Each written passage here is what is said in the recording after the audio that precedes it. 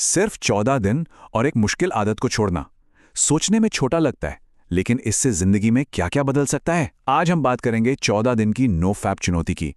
ये सफर सिर्फ will power का टेस्ट नहीं है, बल्कि ये एक जबरदस्त पर्सनल ग्रोथ की जर्नी है। तो चलिए देखते हैं इसके असली फायदे क्या हैं।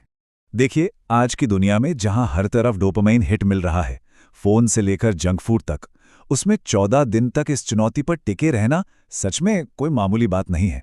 और ये सिर्फ एक आदत छोड़ने जैसी बात नहीं है, इससे कहीं बढ़कर है।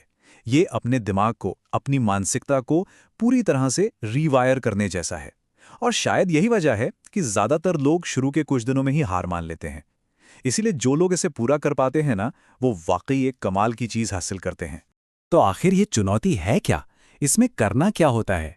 चलिए इसके नियमों और इसके पीछे के मकसद को बिल्कुल साफ साफ समझते हैं। इसके नियम बिल्कुल सीधे साधे हैं। 14 दिनों तक हर तरह की कृत्रिम यौन उत्तेजना से दूर रहना है, मतलब नो पॉर्न, नो हस्तमैथुन। इसका मुख्य मकसद है दिमाग को इन सब चीजों से एक जरूरी ब्रेक देना, एक रीसेट का मौका देना।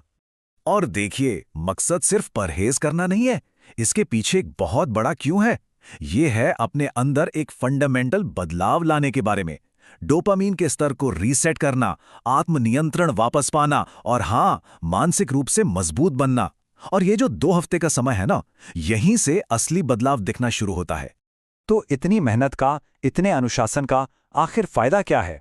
चलिए अब बात करते हैं उन 7 मुख्य फायदों की जो इस चुनौती को पूरा करने के बाद लोग अक्सर अनुभव करते हैं। सबसे पहला और शायद सबसे जरूरी फायदा, शक्तिशाली आत्म अनुशासन। देखिए, 14 दिन के बाद ना अनुशासन एक रोज की लड़ाई नहीं रह जाती, वो ऑटोमेटिक हो जाता है।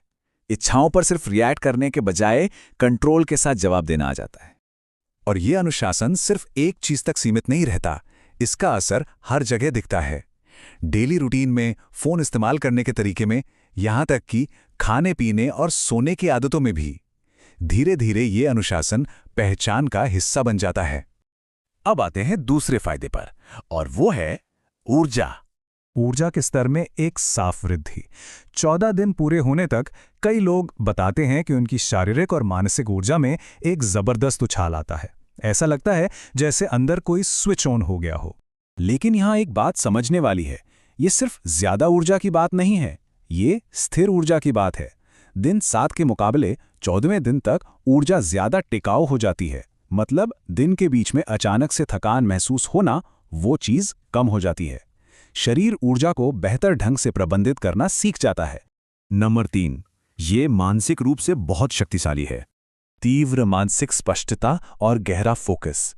जब दिमाग को कृत्रिम डोपामाइन की बाढ़ से ब्रेक मिलता है ना, तो नतीजा बिल्कुल साफ होता है। जो ब्रेन फॉग होता है वो छटने लगता है और किसी भी काम पर गहराई से फोकस करना आसान हो जाता है।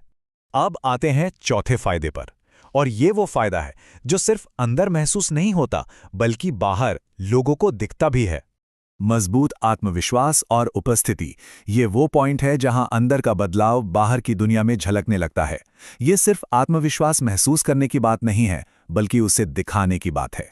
इसके कुछ साफ साफ संकेत हैं, जैसे लोगों से बात करते वक्त आंखों में देखना, आवाज में एक अजीब सा ठहराव और शांति, और एक दृढ़ बॉडी लैंग्वेज। ये सब दिखाता है कि इंसान खुद की इज्जत करता है। नंबर 5, ये भावनात्मक स्वास्थ्य से जुड़ा है। भावनात्मक नियंत्रण और आंतरिक शांति। चिंता, जरूरत से ज्यादा सोचना, इन चीजों में काफी कमी आती है। एक भावनात्मक रूप से जमीन से जुड़ा हुआ महसूस होता है। मन में जो उथल-पुथल मची रहती थी, उसकी जगह एक ठहराव आ जाता है। छठा फायदा एक चिंगारी की तरह है जो आत्म सुधार की आग लगा देती है। जीवन को बेहतर बनाने की बढ़ी हुई प्रेरणा। ये जो नो फैप से अनुशासन मिलता है ना, वो एक डोमिनो इफेक्ट बनाता है। ये गति जीवन के दूसरे क्षेत्रों में भी सकारात्मक बदलाव लाती है। लोग स्वाभाविक रूप से व्यायाम शुरू कर देते हैं, अपने करियर या पढ़ाई पर ज्यादा ध्यान देते हैं। और अब 7वां और शायद सबसे शक्तिशाली फायदा, यह है अपनी इच्छाओं पर असली महारत हासिल करना। प्रलोभन के खिलाफ मजबूत इच्छा शक्ति। इसका मतलब ये नहीं है कि दिन भर इच्छाओं से लड़ना पड़ता है, नहीं, बल्कि धीरे धीरे इच्छाएं कमजोर होने लगती हैं। जो चीजें ट्रिगर करती थीं, उनका असर कम हो जाता है और नियंत्रण बिल्कुल स्वाभाविक महसूस होने लगता है। तो 14 दिन पूरे, बहुत बढ़िया। लेकिन असली सफर तो अब शुरू होता है। चलिए अब देखते हैं कि आगे का रास्ता क्या है और इस सफर में क्या-क्या उम्मीद करनी है। देखिए, इस दौरान कुछ सामान्य लक्षण महसूस हो सकते हैं, जैसे अचानक से इच्छाएं आना, थोड़े मूड स्विंग्स होना या फ्लैट लाइन, जिसमें कामेच्छा अस्थायी रूप से कम हो जाती है। ये समझना बहुत जरूरी है कि ये सब रिकवरी के संकेत हैं, असफलता के नहीं। दिमाग ठीक हो रहा है। तो 14 दिनों के बाद क्या करना है? एक सीधा सा प्लान है। पहला, अपना अगला लक्ष्य तय करें, जैसे 30 दिन की चुनौती। दूसरा, इच्छाओं को उत्पादक आदतों से बदलें, वर्कआउट, पढ़ना, कुछ भी। तीसरा, देर रात फोन स्क्रॉलिंग को बिल्कुल बंद कर दें। और चौथा, हर दिन अपनी प्रगति को ट्रैक करें। निरंतरता सबसे जरूरी है। तो इस पूरी यात्रा का, इस पूरी चुनौती का आखिरी सच क्या है? चलिए इस बात को एक शक्तिशाली विचार के साथ खत्म करते हैं। इंसान अपनी लालसाओं से ज्यादा मजबूत है। ये 14 दिन का सफर बस एक ही चीज साबित करता है कि इंसान अपनी इच्छाओं से, अपनी लालसाओं से कहीं ज्यादा मजबूत है। आखिर में ये सब एक चुनाव था। असुविधा को चुना गया, आराम को नहीं। अनुशासन को चुना गया, आलस को नहीं। और अंत में विकास को चुना गया। और यही इस यात्रा का सबसे बड़ा सबक है।